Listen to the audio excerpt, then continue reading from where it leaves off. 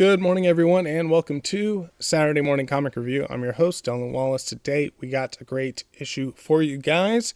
We are going to be catching up on some books that we were reading before the holiday break. Just came back from Florida a couple days ago. Had a good holiday. Hope you guys did as well. Good New Year, too. And we're back at it. This is my first episode reviewing the comics. I did do one on the wrestling side, so just kind of getting back in the saddle and getting ready for everything. So with that, if I'm a little rusty, that is the reason why. But most of the books that we're going to review are from the pulls that were Christmas Eve, so just keep that in mind. We'll have the pulls for that, week where time ceases to exist. We'll have a couple of books from those that I'll pick up this week, along with this week's polls. I think it's 4 for this week, 3 that I had from last week. That'll be on the episode this Saturday, along with a couple of backlogs. But this one mostly features ones from Christmas Eve, and then a couple of backlogs as well. So it is an Omega. We won't talk about any of the polls or anything like that. We'll save that for this weekend. Let's just go ahead and get into the review. So we have 10 books as per usual. I will be reviewing them in this order. We're going to start off with the absolutes. I have Absolute Wonder Woman, number 15.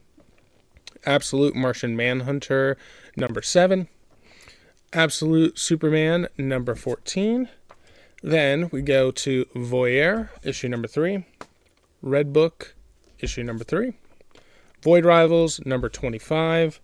Final Boss, number 2. Hornsby Halo, issue number 13. And then we get into our backlogs here. So we have Saga. It's going to be issue number 41. And continuation through Poison Ivy. This is volume 2. It's going to be issue number 10. So those will be the 10 books that we review. We'll start off, of course, with the Absolute Wonder Woman issue number 15 here. Just a reminder for folks that have been listening for a while, or if you're brand new, if you are, welcome. Appreciate you tuning in. I do spoil the heck out of these books, so just kind of keep that in mind. The review process here is I'll give you my score on League. I'll tell you the League score as well. We'll start reviewing and just recapping where things are at thus far, and then talk about the book itself. And then I will show off some of the artwork for the YouTube folks. And then from there, I'll just let you know if this is a good issue to actually jump into or not. So that'll kind of be the format for the 10 books in that particular order. Let's go ahead and start off with Absolute Wonder Woman. So for this one, I gave it a 4.5. League gave it a 4.6.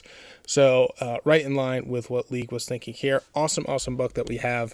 This is the first crossover that we have with Wonder Woman and Batman in the Absolute Universe. If you're not familiar with the Absolute Universe, this is kind of where things are a little bit bizarro. Our heroes have slightly different either powers or origin stories, and this all takes place in kind of the all-in universe where Darkseid has used his Omega power, has broken up these multiple universes, and the Absolute Universe is a little bit different. I think for a lot of people, Absolute Batman is the best thing that's going on in comics right now. For me, it was actually Absolute Wonder Woman, but I think Absolute Batman is for me as well. So have these two crossover here. Was definitely very, very excited to jump into this one. So with that, the cover I do have here is cover D on this, which is awesome, by Kyun Young, which is an incredible cover. So if you're on the audio, just feel free to go look that up. Letter D, cover D as in Dylan. Definitely cover of the week, I would say as well. The story. So this is starting a new arc, so it is a perfect time to go ahead and jump in. We have the crossover. We have the two meeting up in Gotham. Wonder Woman's like, Batman, I've been hearing a lot about you. I need your help.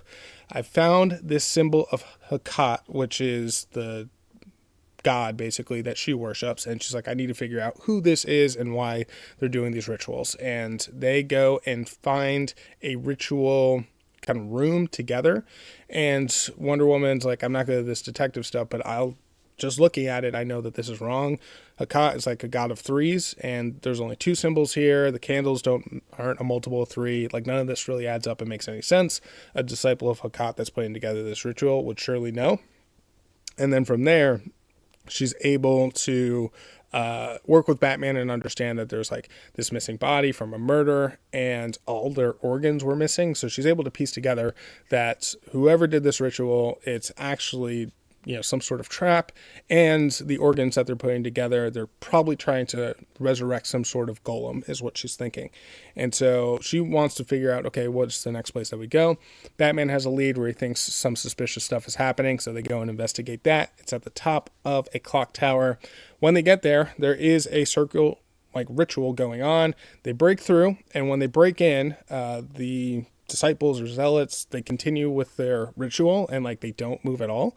And Batman and Wonder Woman are outside of this little circle that's on the ground.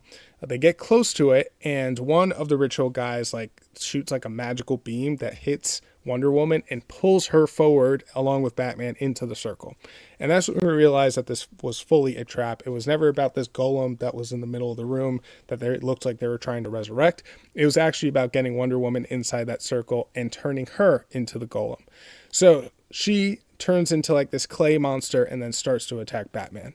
And he doesn't know what to do other than right before this took place, Wonder Woman offered Batman it's almost like a batarang, but it's a symbol of Hakat. And Wonder Woman is like, hey, if you touch this with your bare hand and you summon me, I will come to you as long as I'm on this mortal plane or whatever. So sure enough, he remembers that. He goes, he touches it, and Wonder Woman snaps out of being this clay monster and returns to her mortal self, stops right then and there, and then they realize, okay, something insane's happening. As that happens, we have a secondary character who's off in the distance having some phone call with some person. She gets pissed off and she presses a button, explodes the tower. Both Wonder Woman and Batman get out of there just in time, and now they're like, okay, what the hell do we do next? We don't really have a lead. So whoever this kind of mystery person is, we don't quite know. I assume she was on the phone with the Joker, but it's not 100% sure or certain. And at the very end, Wonder Woman says to Batman, all right, I'm going to head back to Gate City. You kind of keep your ear to the ground on things here in Gotham. And she says, or Bruce insinuates that hey, you know my name, don't you? And she's like, yeah, I do. She's like, say it and prove it. She's like, yep, you're Bruce. And so now she knows his identity as well. But it looks like they're going to team up and kind of continue. It's a two-parter. And the next issue is going to continue, I believe, in Absolute Batman issue number 16. Excellent book. Let's go ahead and jump into the artwork for it.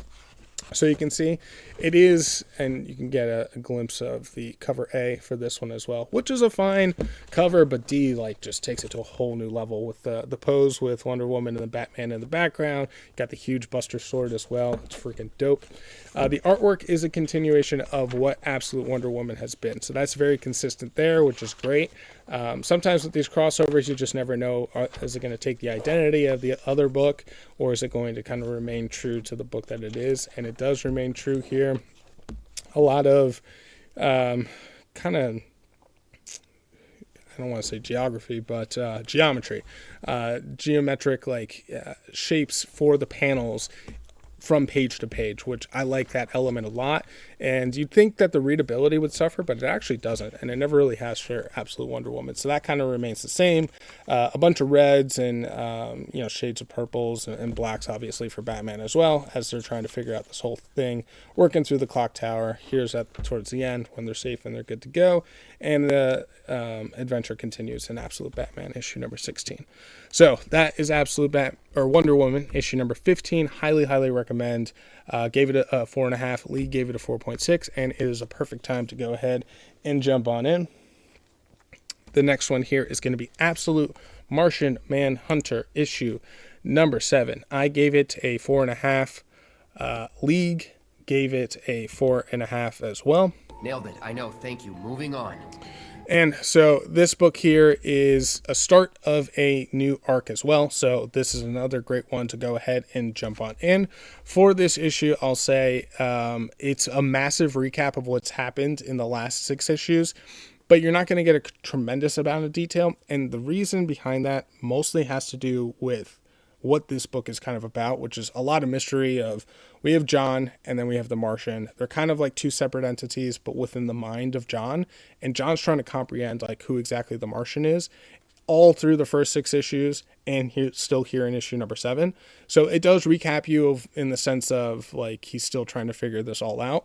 But all the craziness and things that seemed, whether it be a little bit out of order, or it'd be like, you know, suddenly he would think one thing, but another thing would happen. He's reading people's minds, but is it actually happening, or is it in his own mind? Those are kind of the themes that the book is playing on. And that continues a little bit here. But as far as the overarching story, John was married. He's now separated with his wife because he's very distant, although she admits that he's been pretty much distant their whole marriage, but things just got way out of hand. He defeated the White Martian, but he really doesn't understand how that could have happened, and he wants to know from the Green Martian more like who the Green Martian is. What are you, and why is this all happening to me? We don't get any more details on that, but while John is driving, he gets like overwhelmed by the Green Martian as he's trying to, I guess, express himself or explain who he is, and he ends up crashing towards the end of the book here. And that's basically it. It's still kind of left off of like what is really happening. The final piece in the last 2 pages shows these other aliens from, we don't even know where they're at, but they're all pissed off of like things are not unfolding the way that they truly expected that they would. So that's the story piece, which doesn't maybe sound like the most appealing thing. Of course, the most appealing thing about this book is the artwork, right? It just continues to be a Picasso on each and every page. And it's a continuation of what the art has been for the first 6 issues, and that goes on to issue number 7. So a whole bunch of, you know, color and the way characters and panels are blending in with one another, and the way how it expresses the color as people's thoughts. It's really excellent stuff. It continues to be. That's a big piece as to why it gets such a high score from me, and I think that's why it does from League as well, as it truly is like an art showcase is the best way to describe it. There's even a page here, if you hold it up to the light, you can see John where he's like missing his wife on one side, and then if you flip it over, it's his wife's angle on it. And if you hold it up to the light, I don't know if you can truly get that through the camera here. No, it doesn't look like you're going to be able to, but you hold it up to the light, and like in the blank side where the wife is, that's where John should be, and then vice versa, and it like matches up perfectly. Pretty cool how they do that little trick there. So yeah, it's a great book, an issue, and a great time to jump in. If you're more into comics for the art, this is certainly the one. If you want to learn a little bit about Martian Manhunter, I'm not necessarily sure if that's going to be the one, but I'm just enjoying it for the sake of the art. So that's Absolute Martian Manhunter, issue number 7. Again, I gave it a 4.5. Lee gave it a 4.5 as well. And then the final from the Absolutes from the Christmas Eve poll, we have Absolute Superman issue number 14. Not going to be a good one to jump into at all, but I gave it a 4.5. Lee gave it a 4.4. The reason I say that is not that it's bad or anything. The reason I say that is this is the climatic end to the first arc. Superman fighting Ra's al Ghul at the very, very end. So this is the finale before we start off the next arc that's going to begin in issue number 15. So 15 is going to be the place to jump into, not here at 14. So we have the big fight, right? And it's kind of a classic Superman or classic superhero story that you could imagine. We got Sol, who is Superman's cape. He's doing everything that he can to defend all the citizens in Smallville. Ra's al Ghul and Superman are going at it. This is all battle is taking place in Smallville. It's completely destroyed the town, and it's getting to the point now where Superman cannot defeat Ra's al Ghul. And it finally then gets to the point where Brainiac, who is working for Ra's al Ghul, has intertwined his DNA with Sol, and Sol has realized this, and as he's trying to protect everyone, he realizes it's going to get to the point where he gets corrupted and he's not going to be able to do it anymore. So Sol makes the extraordinarily tough decision to sacrifice himself. So basically his suit or his cape has destroyed itself in order to save the civilians of Smallville. They're able to escape, and Superman is down and out. It's been hit by a whole bunch of different kryptonite weapons, and that, of course, seeing Sol make that sacrifice pisses Superman off to no end, which gives him then the strength to go ahead and fight. He gets the upper hand onto Ra's al Ghul, and then rather than going too far and kind of crossing that line that you'd imagine maybe that would happen here in the Absolute Universe, he does not. He binds him up and he sets him, I think, down in one of the villages that was like oppressed, and it's like, try the man and do with him as you will, and he leaves. So that is, still Superman to its core, even here in the Absolute Universe. So after that conclusion there, Superman then comes back to Smallville sometime later, and he's looking for Martha, his mother, who has since passed. He didn't realize that. But when she passed, he actually left something for him, and it is the blue suit that we see at the very end, which he's now going to be wearing now that Soul is no longer with us at the start. And if you look at the cover for issue number 15, in issue number 15 coming up. So awesome book. Really enjoyed it. I thought it was a great finale. The artwork on it and the action here was excellent. The fight scene, although very kind of typical quintessential comic ending, I thought it was very fitting. A, for the character, B, for the journey that we've been on, and then C, for what it sets up for what's to come. So I'm looking forward to more of this. Art has been truly excellent. Here is where you have Ra's al Ghul going with one big kind of like cleave of a sweep with Superman with the overhands, like axe, all with like soul particles, with like making up the sword. It's like freaking insane. So cool. And then towards the very end, where he goes, tries to meet up with Martha in tears after she passed, but there's like the half-sewn suit in the traditional blue with the Superman logo on the front. So super cool. I really enjoyed this. Absolute Superman issue number 14. Again, I gave it a 4.5. League gave it a 4.4. I think this week was pretty incredible for books. Obviously, anything you have when the Absolute Universe is involved, especially from the Trinity, they've just been crushing it. That's going to be a great week for comics, but just in general, it was really good. So next, we are going to Voyeur. So this is from Leah Williams. I've been enjoying this one, and this one's been the surprise of, I maybe want to say, of the year. I picked up this book on a complete whim. I was like, you know what? For the show, let's go ahead and pick up one book. Now I'm in my saga, if you will, of you can just read one book. You don't have to read the entire series. And I've been more willing than to kind of go out on that risk, if you will, and just buy a single issue. What does that necessarily matter? So I went ahead and picked it up, and I was like, this is awesome. I want to learn more. And that's why we've been continuing into, issue number 2 and now issue number 3. So I gave it a 4.5. League gave it a 4.0 for Voyeur issue number 3. We have two thieves basically working together. We have Rook and we have Madeline. So Rook, we're introduced in issue number 1. He is at the super fancy hotel, and he's trying to steal this painting off of the wall. Madeline is one of the guests at the hotel, specifically staying in the room that he's trying to steal the painting. Rook fancies Madeline a lot, and she discovers what Rook is up to and says that she wants in on it. Issue number 2, we learn all about Madeline. She's on this trip. One of her friends just recently died. She's looking to spread her ashes and find out that she is part of the fine arts scene and has a gallery and stuff. So she knows all about this, and she wants in on the action with Rook as well. Of course, she fancies him a lot. So a lot of this is super steamy, kind of romantic, thriller style of book.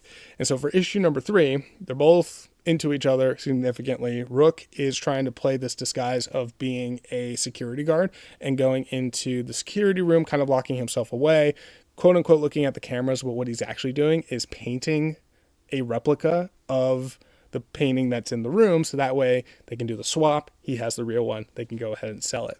So while he's doing that, Madeline's now still being a guest, but pretending to be a guest, and then trying to find more of the lay of the land. So that way they can kind of figure out, what's their escape plan and how are they going to get away with the painting together. So as they do that, Madeline's kind of teasing Rook by intentionally flirting with a whole bunch of guys, but then also, he sees it on the security camera, but it's this back and forth cat and mouse thing, and it's hot and steamy, and they go and hook up multiple times when they're not supposed to be, so on and so forth. But then Madeline has this thing on her itinerary to go out on this boat where she's pretending to go on a date with someone, but not actually.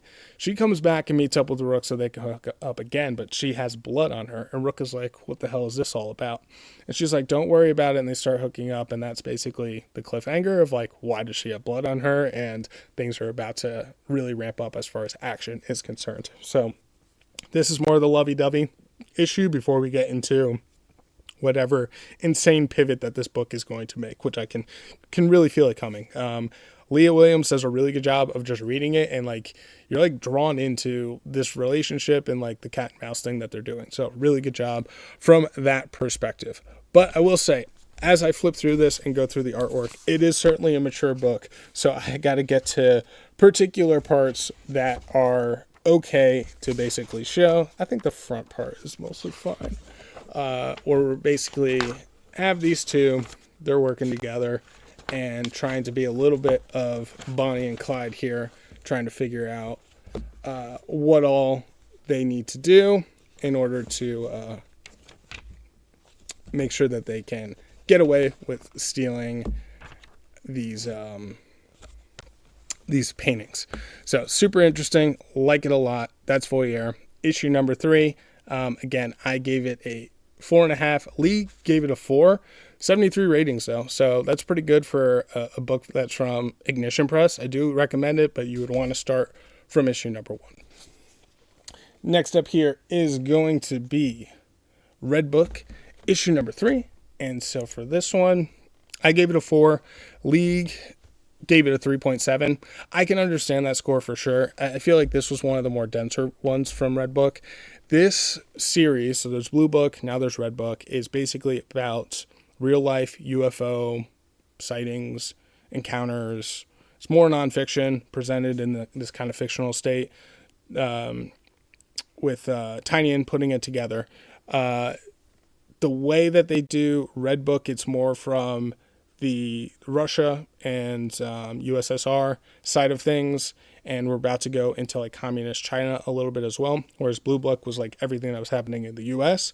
So for this one, it's just more stories about aliens and UFOs. So we have like an actual contact event where some kids were involved and some adults were involved. They all witnessed this alien, and they like showed up, touched someone, that person disappeared. Then they immediately like came back like a couple of days later or hours later or something along those lines, and they're all like screwed up. They thought they were gone forever. They don't really know what like all happened, and you know, kind of all this craziness that took place. And so then it kind of continues through a whole bunch of different UFO and alien stories, and it's mostly focusing on pilots and what they're seeing as they're flying by, you know, different objects that are going at different speeds, so on and so forth. A lot of the stories that are told here are during the Cold War era. So the Russians were like, well, is this just the US doing some disinformation to try to, you know, cause distractions and then really prevent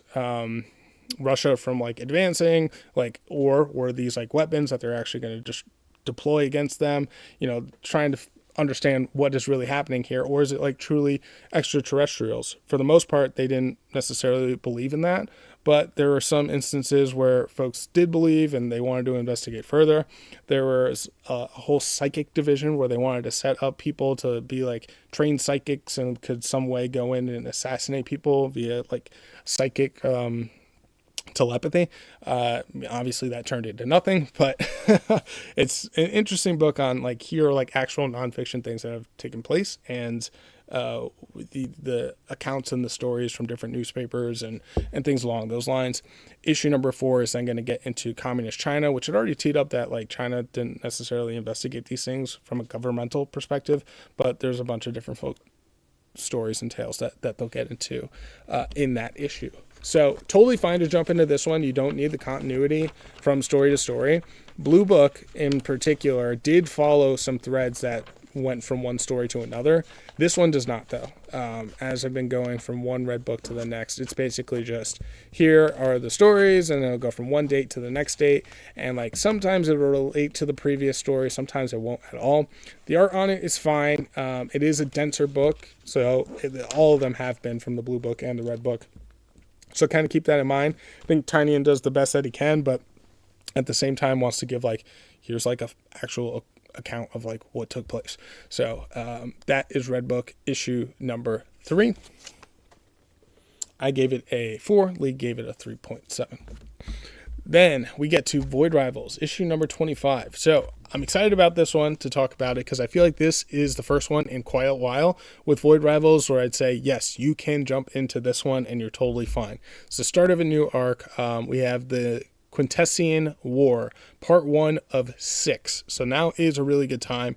You are going to jump into this and be like, who the heck are all these people and what is really going on here? But you kind of feel that way from issue number 1. So don't let that kind of deter you. But that being said, we start off on the Zeratonian side. So we have 2 warring factions, Zeratonia and Ergorian. It's a bit of a Romeo and Juliet thing that was going on. We had 2 of the heirs of both sides. They were Maroons. They had to work together. They showed up. They're on both sides. They all kind of pray to the same god. Come to find out the god that they pray to is in the middle of this ring planet that they're on. It's Zerda, but Zerda is actually a transformer. There's this big battle and big war between them. Zerda tried to escape. We find out that Zerda is actually bad. She's trying to release in a black hole, I guess, near them, this Goliath thing that was trying to get out and attack and destroy the ring and nearly got out. It hasn't now, and now we're at a little bit of a reset here. So the Zeratonian is the very poor side, and the Ergorian is the rich side of this whole conflict and feud. There are 2 leaders, if you will, or pseudo-leaders, in charge of the Zeratonian. Ziliak and Proximus. And those 2 start fighting in the throne room. Proximus is pissed at Ziliak. Proximus is like basically the number 1 soldier, and Ziliak was like the leader. And he's like, you tricked me, Zerda betrayed us, and Ziliak's like, Zerda betrayed all of us, it's not my fault. And as they're fighting, suddenly the throne room starts to collapse, and there's this big, enormous drill, like literally the size of a building, coming down from the heavens through the palace to the ground. And they're like, what the hell is that? So that's the first half of the issue, is this fight, this drill coming down, everyone trying to escape, Proximus and Ziliak seeming like they're okay right now. And then they look up and there's just an enormous skyscraper size of a drill going into the earth, or, the planet. Then on the Ergorian side, they're going to investigate and fly in, but, they just had this big battle. So they're trying to stay away as much as possible, but still truly understand what's happening. And then sure enough, the drill comes down, so it's basically showing in real time, and takes out one of the fighter jets as the Ergorians then start to back off and retreat. So that's the other side of the story. And then Celia, who is, I guess, like the daughter, the princess, if you will, of the Zeratonian side. She was the most zealot and kind of disciple, if you will, of Zerda. She made her way down all the way to the middle of the planet, and now she's back there again as Zerda's prisoner. And Zerda's like, I have one more need for you, and looks like she's going to possess her in some way somehow. And that's the cliffhanger. It's like she has all these different cables and tendrils tied up around Celia, and we'll see what all is going to happen next, whether she's going to turn her into some sort of weapon to defend, or who knows, maybe all part of the plan from the Quintessians and what all they're doing. But that big drill are the Quintessians. We've gotten hints of them throughout the series, every issue here and there, but you don't really get much detail, and now we're certainly going to learn a lot more here. So yeah, Void Rivals issue number 25. Excellent book, excellent series. I've been enjoying it a lot thus far. It is a Robert Kirkman joint, or at least Robert Kirkman is writing this portion of it anyways. So here is kind of that first fight between Proximus and Ziliak, and then as that happens, this big drill that comes down. Let's see if we can get to the point where we show the actual drill. There it is. Then for the sense of scale here, you can see those 2 when the drill, literally the size of a building, coming from the sky. And then we flip over to the Ergorian side. They're suiting up, getting ready to investigate, and then sure enough, the drill takes out one of the fighters as well. And then here's Celia at the end with all the tendrils and cables that she's all wrapped in, as Zerda has plans for her. Awesome book. Do recommend it. Void Rivals, issue number 25. Again, I gave it a 4. Lee gave it a 3.9. Then we have Final Boss, issue number 2. So I gave this one a 3.5. Lee gave it a 3.9. I honestly feel like I'm borderline going to drop this one. We'll see what happens in issue number 3. But where I imagine this going, and I think it's a 12-part series, I'm like, I don't know if I'm super interested. So just keep that in mind here. But what we have is a gentleman who's down on his luck, but what he does to make extra money is he fights. And what he's trying to do is he's trying to find his father. The reason he's trying to find his father is he went missing a while back, but his grandfather, back in World War II, was marooned on an island. Turns out he kind of rediscovered this island, found some sort of amulet thing, passed it down to his grandson, which gives him like borderline Super Saiyan powers. So this guy, he's fighting in this underground ring. He takes on this huge, massive dude and basically unlocks his power and kills him. And when he kills him, like, it's ultra gory and violent. Like, guts and viscera all hanging out, right? That kind of gore level is what we're talking about here. And so he's won the fight and he's got the money and he's like, whatever, took care of business, time to go off and find my dad. So now at the start of issue number 2, he's got a buddy with him who found him this fight in the first place. They're going to collect their money. But the goons and thugs that are there are like, you're not taking the money. There's no way. We're keeping it for ourselves. So, of course, they get into a scrap and they start fighting them. And it's like a very violent, over-the-top, extraordinarily mature fight scene that takes place. They win pretty easily with no, scratches or scrapes on them. But after that scrap, this lady shows up and she's got like 2 enforcers with her. She's like, we saw the fight and we saw you handle yourself right here.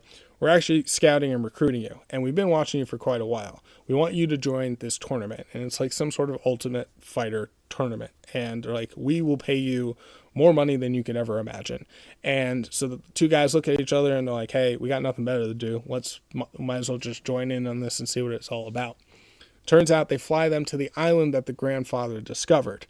And I guess they knew that this grandson either has the power, it's either within him or the amulet. Now it's getting to the point where it's not entirely clear. Maybe they're linked kind of together.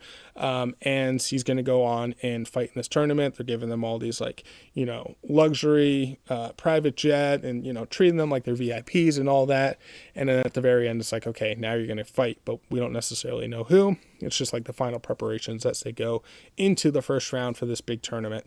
And then understanding the mystery behind this island, why nobody knows about it. People in these islands, man. I tell you. So, that's Final Boss issue number 2. Let's go ahead and show off the artwork. Art is great from a detail perspective, and then also if you're into like super gory and violent, like this is going to be the one for you for sure. But the story just not quite there for me personally. Feels a little bit like a Rob Liefeld joint, to be perfectly honest with you. Like that's kind of the vibe that I'm getting, and so that's what's sparking the you know what, maybe we're gonna hang this up. So a lot of it's gonna hinge on what happens in issue number 3 for me personally. If it goes more of the supernatural route, I may actually be more into that than like trying to make this more of a grounded tournament. But if a lot of it is just they're trying to do the ultra violent and mature thing, and blood all over the place and guts and eyeballs and this, that, and the other, maybe not for me. So we'll have to see. So that's Final Boss issue number 2. I gave it a 3.5. League gave it a 3.9. Alrighty, then the last one from the polls from Christmas Eve, we got Hornsby Halo issue number 13. This one I gave it a 4. League gave it a 4.3. I was a little surprised by that, just because Hornsby Halo, I feel like I'm the one that's always been higher on it than League has, but in this case it looks like I'm the one that's a little off pace here. The reason I thought it was so odd is because this is kind of the conclusion to this arc. Not a good one to jump into here at issue number 13, but issue number 14 is definitely going to be. We have Zach and Rose. They are celestial children. Zach is born of heaven. Rose is born of hell. Those 2 sides were fighting. They came up with a pact and an agreement. Take one son of heaven, one daughter of hell, put them on earth, put them with families that are opposite of their nature, and then just observe. And like, this is going to be the pact and treaty of like, this is your punishment from each side. You don't get your super highborn from either side. And they've been living their lives up to, kind of about teenage years. They're aware of their powers. They're aware of who they are. They don't really want to be who they are. And now they're in New York City, where family on the good parents. So Rose's parents, they like run a foster operation, foster home, and kind of charity shelter thing. They were told they were going to get a big donation. Turns out it was a big fraud, and they were arrested. And then on the evil's parents, so Zach's parents, they work at a cemetery and they basically rob the people's graves after they were recently buried and then split the earnings with the grave robbers, right? Just terrible people. And so they were told that there's a new buyer in New York. So they show up, the buyer's not real, they get arrested there. Turns out it was people from heaven and hell, like a demon and an angel, that want to get their highborn back. They wanted to get the parents out of the picture. And the reason is in New York in particular, there is a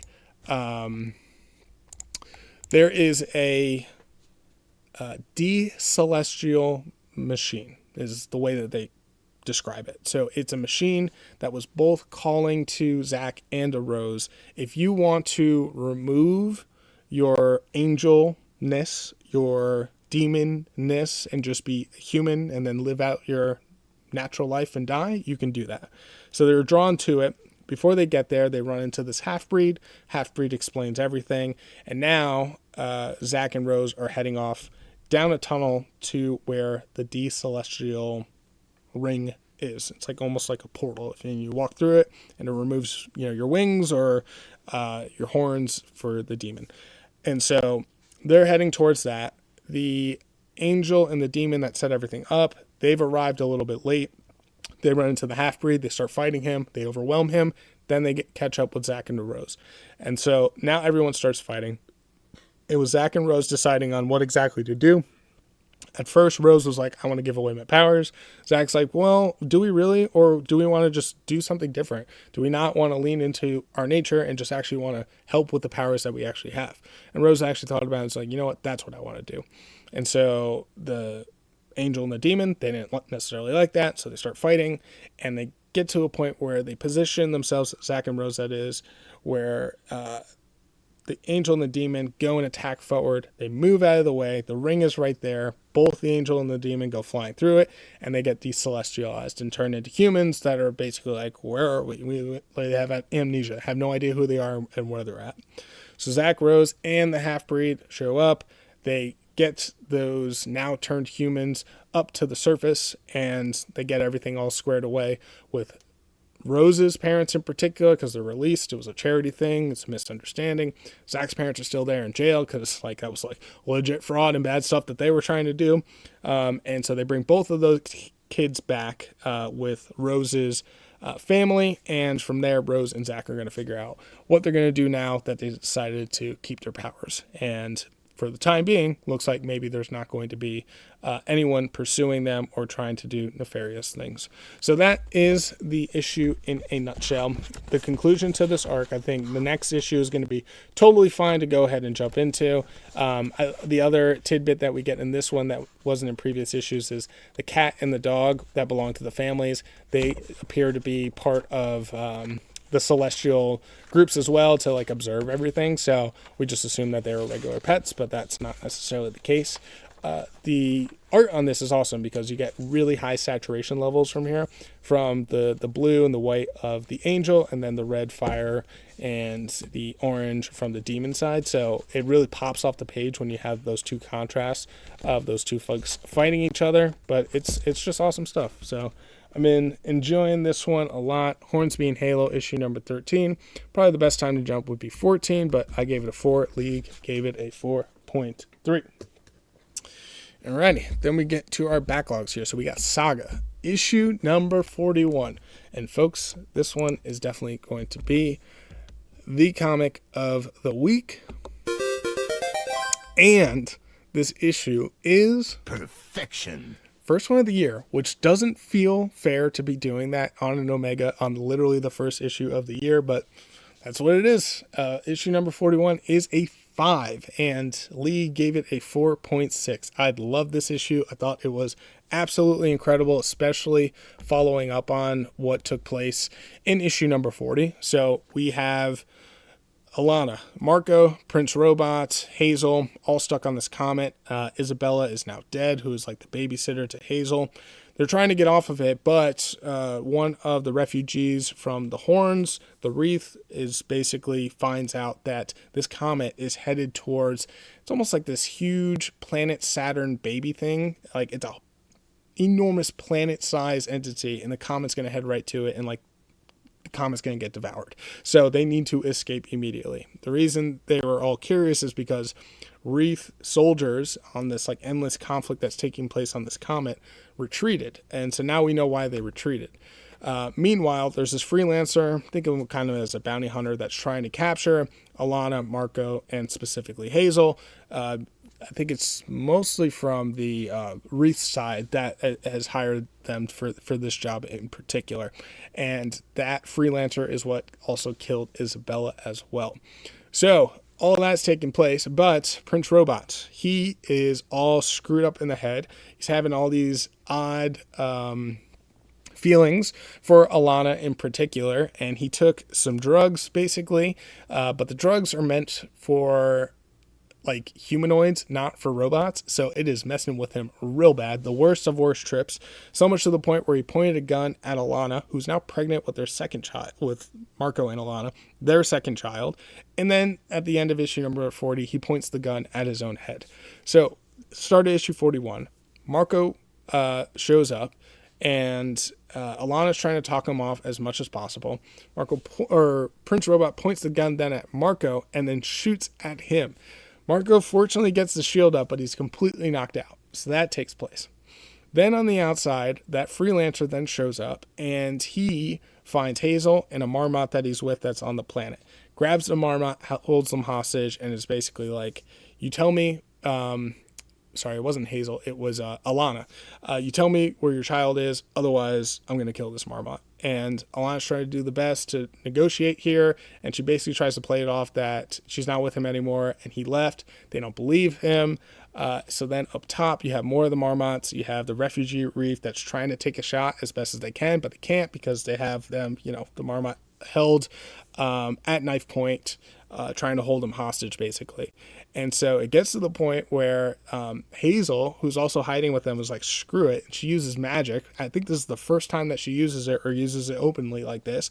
So she uses magic, and it's like these quick little kind of like pop rocks things, like think of Jubilee from X-Men, and it distracts the freelancer, who drops the Marmot, and then you see the shot is taken and the freelancer is shot, and you assume it's from the refugee, but it's not the refugee who took the shot. It's Marco, of all people, who shoots the freelancer. And the significance of that through 41 issues is that Marco is the biggest pacifist out of all of the group. Like, he's fought in wars, he sees what the violence does, absolutely abhors it, literally brings it up in every single issue, and he's the one that actually takes the shot. Damn, that's some storytelling right there. Prince Robot, he like kind of jogged out of his drug-induced trance when he shot Marco. So he was just kind of dazed, it would appear, and then he's able to take that shot in the end and kills the freelancer. Freaking dope. Love the issue. That was incredible. The B-plot here is the Will, who's another freelancer. He just lost his license. He goes up to Gwendolyn, who actually used to be married to Marco. This is on a totally separate planet. The Will's trying to figure out his way here, and he meets up with the girl that he initially saved from many issues ago. And it's like, hey, you're of age now. I'd like to train you to be a freelancer. She actually rejects him. She says, no, I'm going to stick with Gwendolyn. We're going to do the whole politicking thing, try to see if we can end this war. Tries to get his cat back as well. Cat actually is super attached to the girl and won't leave either. So now the Will is just down on his luck, and nobody is with him or on his side. Poor the Will. So that is the issue in a nutshell. All comes from volume number 7. It's been a dope volume. Saga, I mean, it's Saga. What more can I say, right? It's just one of, if not the most incredible comics, graphic novels, whatever you want to call it, adventures, just flat out period. It's just such a good series. So yeah, this issue is 5 for Saga issue number 41. League gave it a 4.6. Let's go ahead and show off some of the artwork so you can take a look here. Here is where Prince Robot's going crazy, points the gun, shoots out at Marco. Not good, but he snaps out of it. Here's where the freelancer has the Marmot, and he's got the gun or the blade held up to his neck. The Will and Gwendolyn, and the girl, they're having the conversation, but she decides to stay. And then at the very end, where they create the separation, it's just barely able to do it with some of those Jubilee sparks. And then boom, gets shot up, and it's like, who all could have done it? None other than our boy, Mr. Marco himself. So awesome issue. Saga, I can't recommend it more, or recommend it enough, whatever the phrase is. Read the damn book. Next, and the last one for this issue, is going to be Poison Ivy, issue number 10. This is from volume 2. This book came out back in 2023 for this particular issue. I gave it a 4.5. League gave it a 4.1. I was a little surprised by how low League actually went on the book, but you know what? That's totally fine. I enjoyed it, and I can imagine it was a really strange direction and change of pace, and maybe that's why the rating went down, but I was like, I'm into it. We have Poison Ivy here and her friends. She was just visited by Harley Quinn. Harley wants her to come back to Gotham. Poison Ivy's like, I got some stuff to finish. Started this issue. Poison Ivy's like, screw it, I'm going to go back to Gotham. And so her friend was like, okay, but before you go, there's this really cool bougie retreat I want to go to so bad. It's like these big corporate types, and they swear that they're going to make, the planet better. And so that piques, of course, Poison Ivy's interest, because she basically thinks all those types of people are liars, and those are the people she's trying to target anyways. So she's like, okay, screw it, we'll check it out, and we'll see how evil this thing actually is. They show up to the retreat, and everything is actually totally and completely fine. It's like hokey and like kind of weird, but nothing that seems like sinister and going to destroy the environment. But Poison Ivy sees something in the corner of her eye in this like barn area where everyone's going to have like refreshments after, the big keynote speech. And she goes in there, and she thinks that she sees one of the green monsters that she was been fighting kind of previously. She goes and opens the door, but it's not. And sees that, they're just offering drinks for, the start the happy hour, if you will. And so she takes it. It's like some mushroom-based thing. It's supposed to be all like, nice and kind of floaty and lovey-dovey and whatever, but it's supposed to be some sort of, detox thing. Health nut craze thing. She drinks it, and she's okay, but then everyone else then shows up. They start drinking it as well, and then they start like getting like super high, and it's like, oh, this is weird and bizarre. And then it turns into like ecstasy for all of them, and then they all start hooking up with each other, and it basically turns into this one huge, and it's all women, like a lesbian orgy that takes place here in a DC comic book in this barn. So after all that's done and complete, it was like, what the hell was that? And so then the host comes in, and it's like, yeah, you took all these mushrooms, and it's exotic, and it's a way to connect all of us together. But shortly after that, these little like pustules start growing on everyone, and it's very similar to the disease and the spores that Poison Ivy has had. She's like, uh-oh, did I do this some way somehow? And then it actually kind of hits her of like, what is happening here is the spore that infected her is out there in the wild, and like anything in nature, it's doing its best to survive, and it's mutated. So the mushrooms that they've cultivated for this, that they were completely safe and fine and not supposed to go like crazy, ended up being infected, or it was mutated from these spores, and then now they've all just ingested them, and it's like, oh my gosh, are all these people going to die as they start to like gain these pustules, and they sprout all over their bodies and stuff. And that's the cliffhanger. So weird, bizarre issue for sure, but I liked it. I thought it was pretty cool. I will go ahead and flip to the issue here. Here's where Poison Ivy is about to wrap things up, but somehow she's convinced to go to this little retreat. Here's what she sees at that barn, like in the bottom right there, the hand, and that's when she heads in, and she doesn't see anything. She's like, all right, I just need to chill. She has the drink along with everyone else, and then sure enough, they start getting high and then start making out, and it's straight up ecstasy, and it does like, it's a straight up, as PG-13, PG as you can get with DC, but like they all just start hooking up. And so the founder comes in and is like, what the hell is this? We didn't sign up for that. And then here's where the pustules start on everyone, and Poison Ivy puts it together of like, damn, that spore is out there, it's mutating, it's taking over the wildlife, doing everything that it can to survive. And so now it's like, what the hell do they do from here? So yeah, that is Poison Ivy issue number 10. Again, I gave it a 4.5. League gave it a 4.1. So that's it. Those are the 10 books. That wraps up this episode of Saturday Morning Comic Review. Let's go ahead and just recap the 10 books for you. We had Absolute Wonder Woman issue number 15. We have Batman and Wonder Woman meeting up for the first time as they try to figure out who is impersonating Hakat, or a disciple of Hakat, I should say.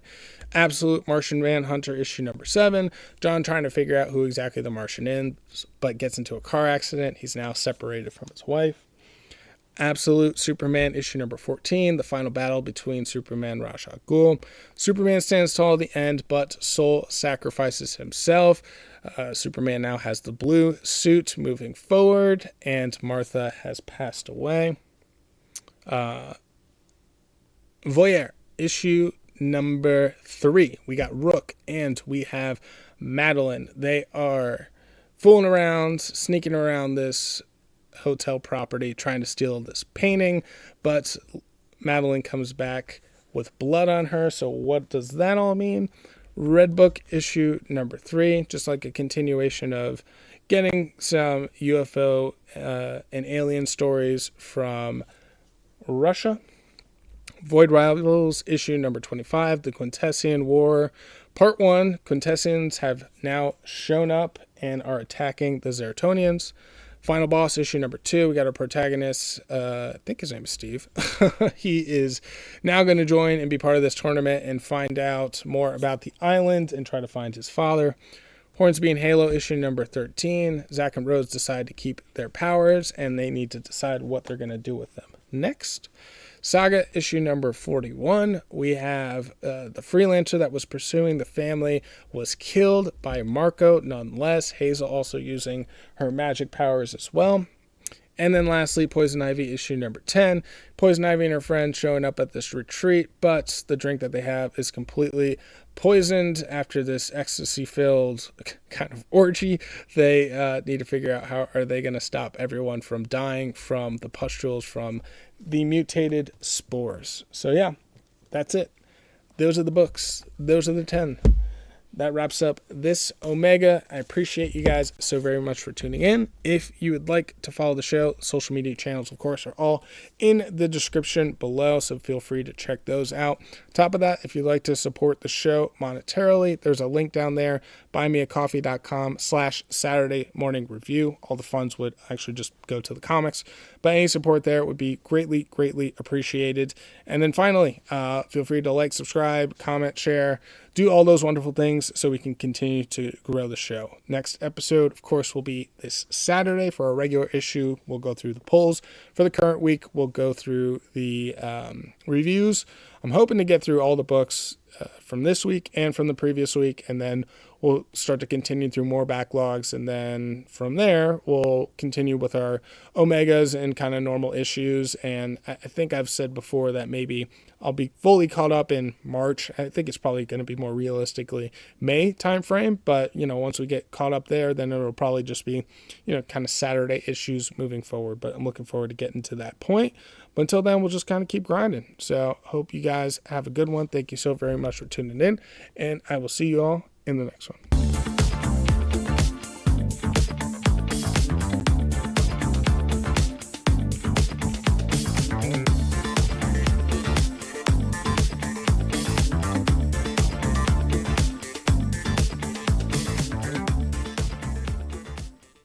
This has been a DMW production. Thanks for stopping by.